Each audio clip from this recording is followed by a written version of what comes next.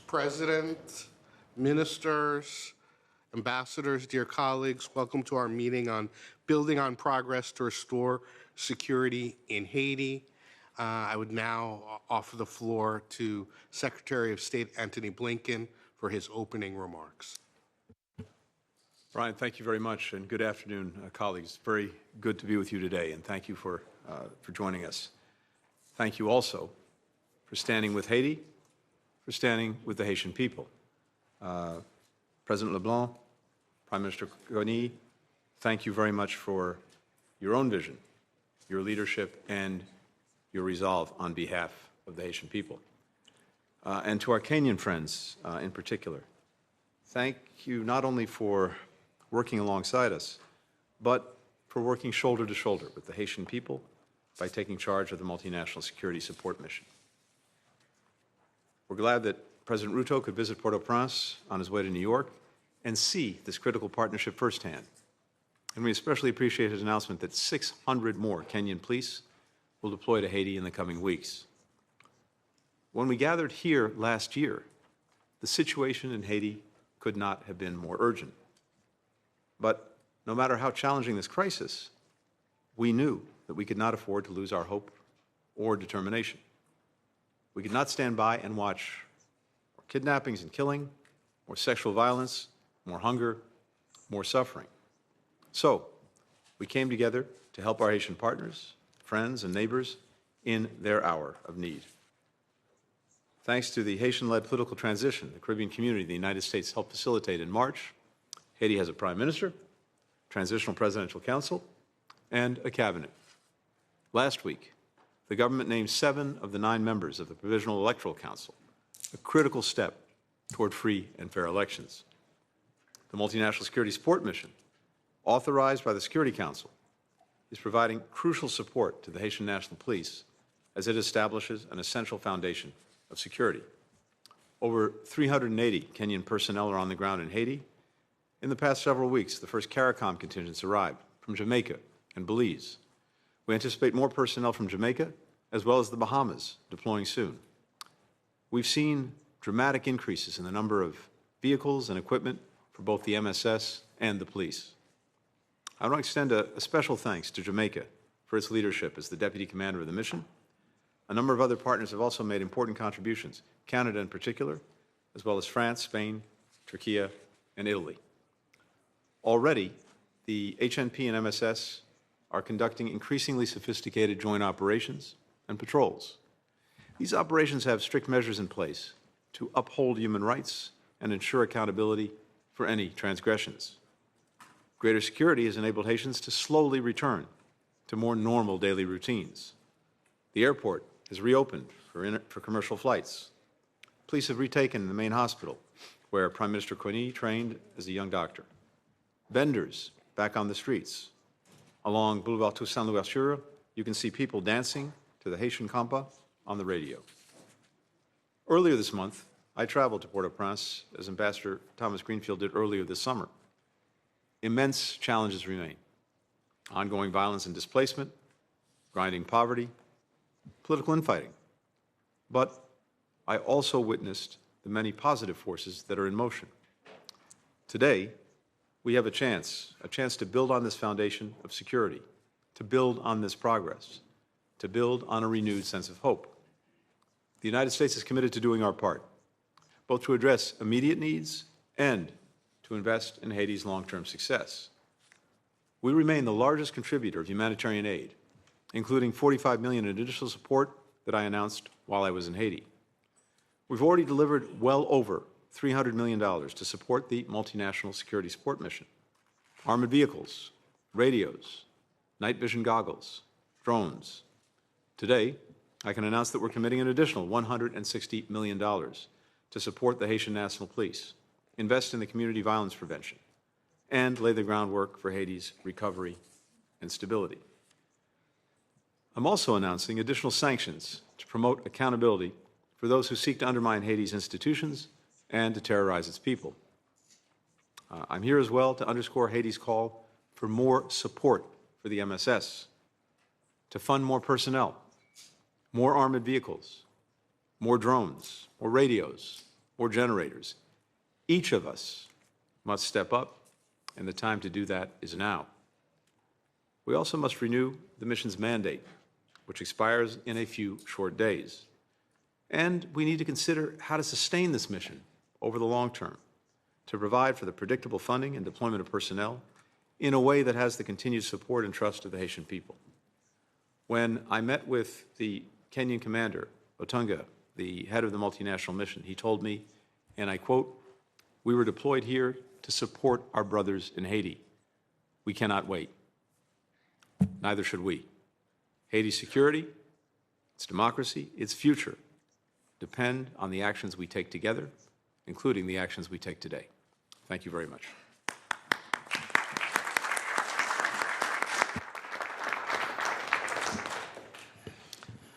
And now from Haiti, the President of the Transitional Presidential Council, Dr. Edgar LeBlanc Phil. Monsieur le Président.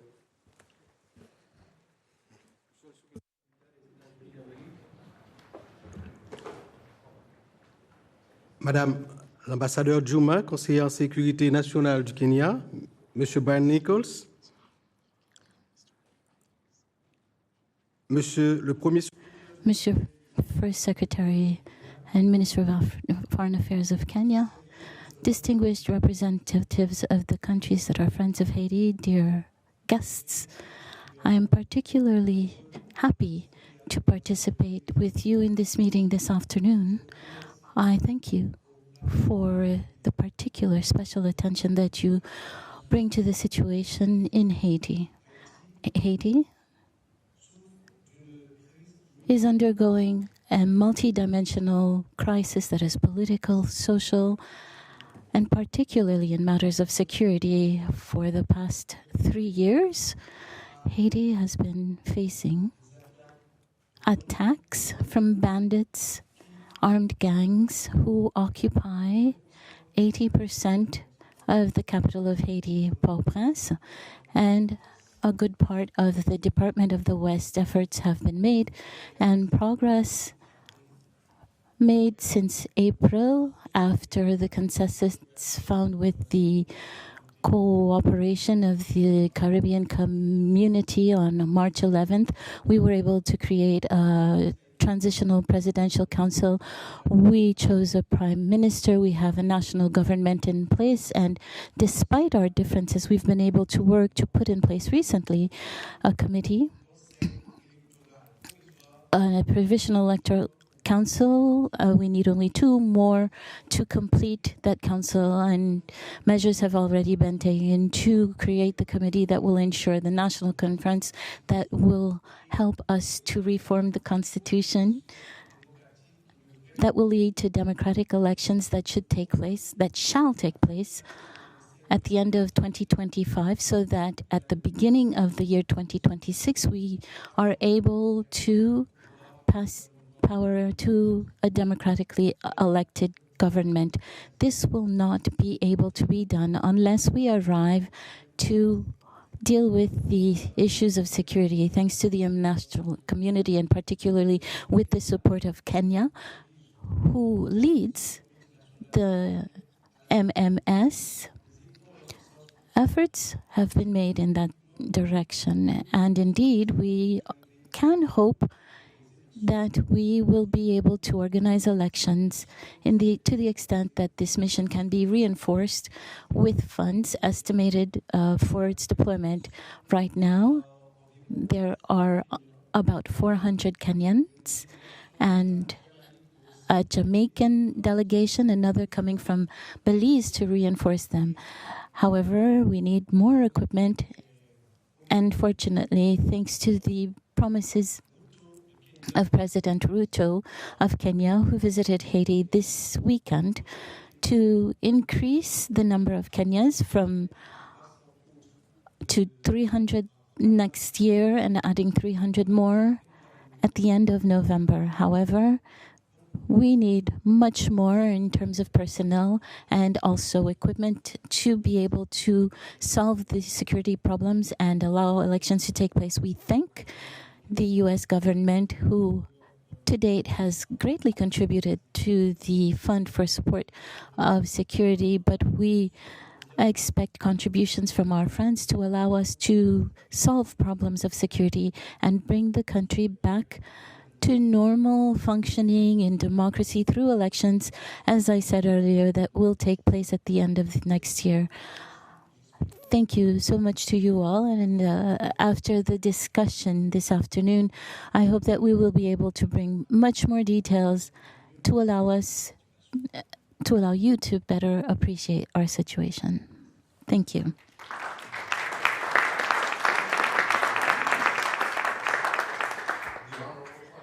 L'honorable Premier ministre d'Haïti, le docteur Gary Coney.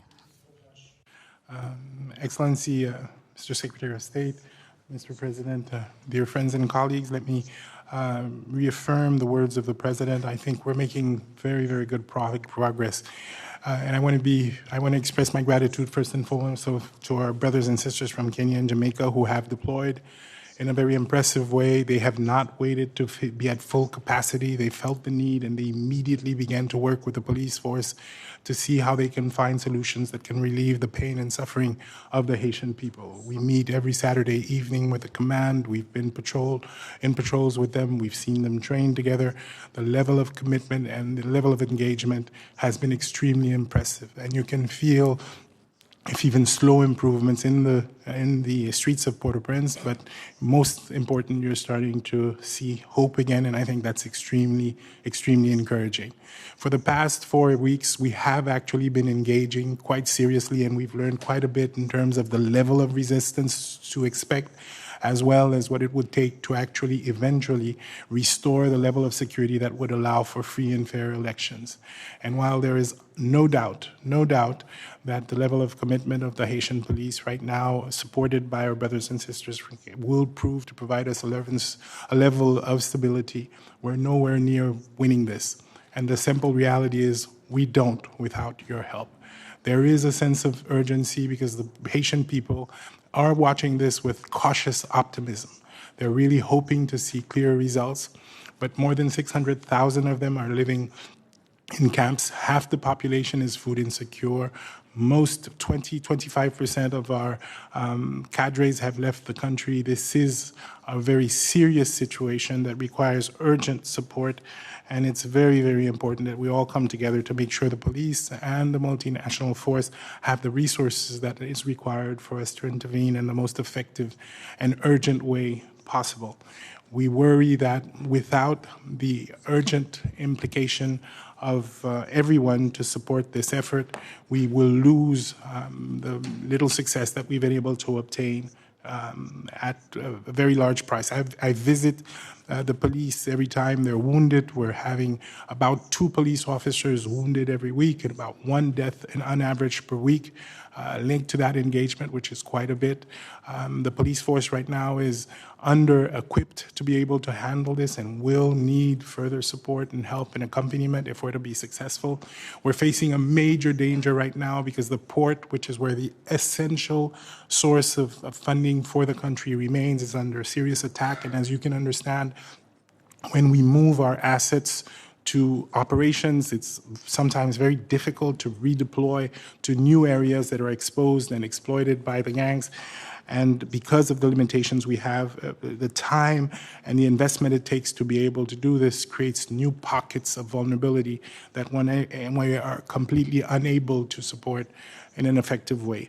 Now, Haiti has been extremely lucky so far because the rest of the country, the 8 departments, have remained relatively stable.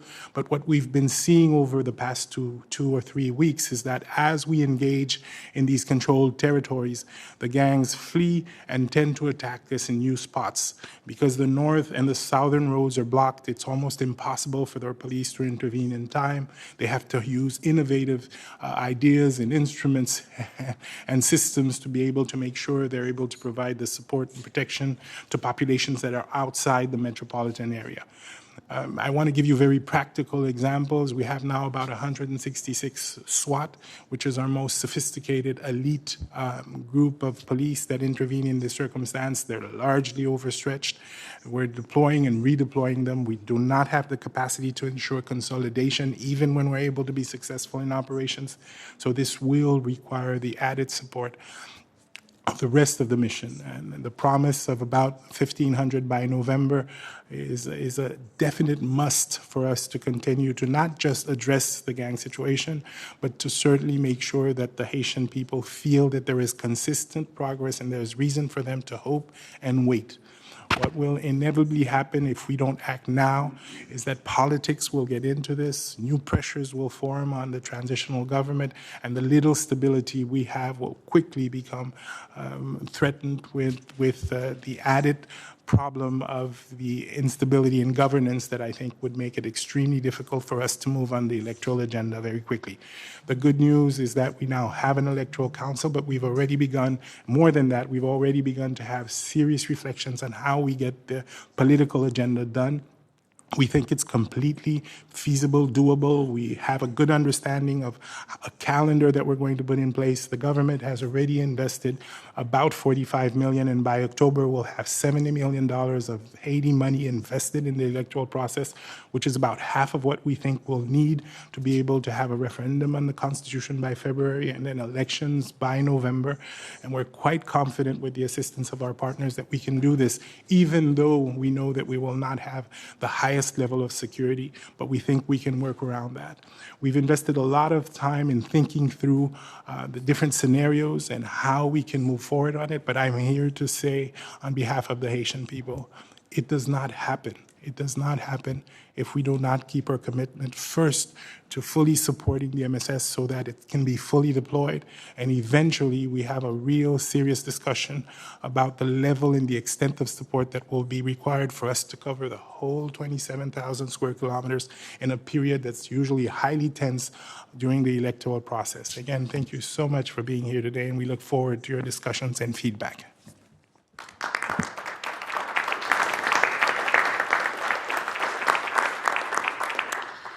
Representing the Government of Kenya, the Prime Cabinet Secretary and Cabinet Secretary for Foreign and Diaspora Affairs, Dr. Musalia Mudavadi.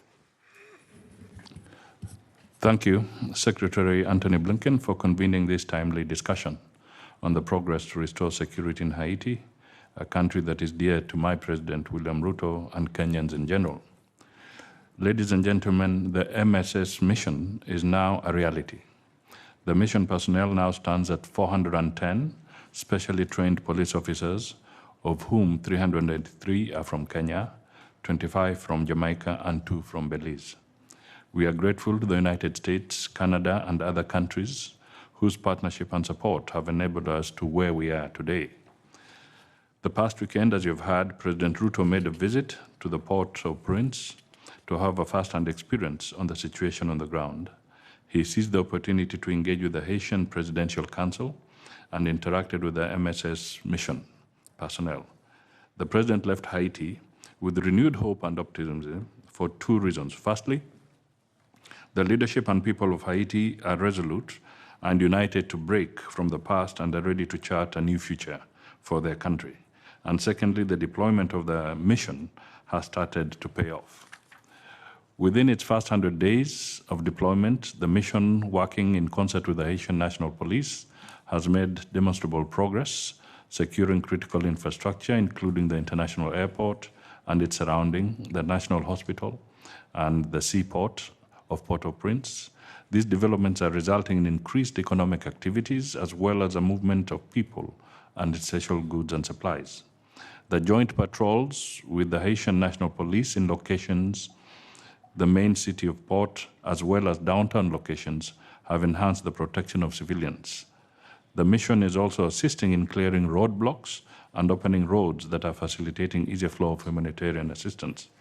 I am proud that the mission personnel continue to exhibit the highest standards of transparency and conduct. Not a single case of indiscipline has been reported thus far. The mission operations are guided by the key documents, including the concept of operations and status protection agreement, and in compliance with the UN human rights due diligence policy. Your Excellencies, the 410 gallant officers have clearly demonstrated that this is a mission possible. But there is also so much that 410 out of an envisaged 2,500 police officers can accomplish. We have an opportunity to increase and sustain the momentum created for the expeditious achievement of the desired end state. So we must do the following. First, we need to surge in the number of police personnel in the theater. We encourage all the countries that have pledged personnel to move with speed and join Kenya, Jamaica, and Belize, who have deployed. In Kenya, an additional 600 officers are at the tail end of their pre-deployment training. We will be ready to deploy 300 of them within a month. Second, we need a continuation of a robust mandate that responds to the gravity of the situation. As the life of the initial mandate of the mission comes to an end, we hope the Security Council will extend it for another period of 1 year to allow for its full deployment for the achievement of the mandate. The Council should also consider innovative ways for the UN to provide the necessary resources to sustain the gains made by the mission. Third, we need the requisite resource complement. The value of the mission can only be optimized by the availability of the necessary equipment, including air and maritime capabilities, which are currently lacking. We thank the donors who have made contributions to the UN Trust Fund, which has become the main funding stream for the mission. Unfortunately, the donations thus received cannot sustainably support even the 410 officers, not to mention the yet to be deployed personnel. It is our moral obligation as member states to contribute funds, equipment, and logistics for the MSS mission's success. Let us do this in solidarity with Haiti and its people. Before concluding, I must express our deep gratitude to the Haitian political leadership for the exemplary support without which the MSS mission would not have achieved much. I must also emphasize that while the MSS mission is a critical and innovative intervention, it is only part of the solution. Haiti's stability will only be accomplished through a multi-pronged approach that addresses the root causes of its challenges. The mission will therefore coordinate and work closely with BNUA and the UN County team and the Haitian government as they align efforts to achieve an improved security and political situation in the country. I reiterate our gratitude to all stakeholders in this worthy cause, from the personnel contributing countries to every donor, whether bilateral or through the UN Trust Fund.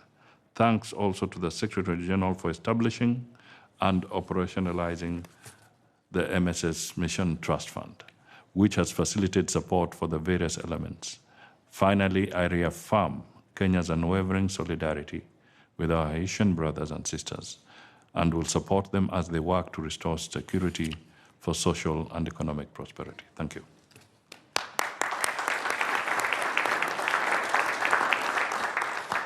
And now I would ask that members of the press withdraw.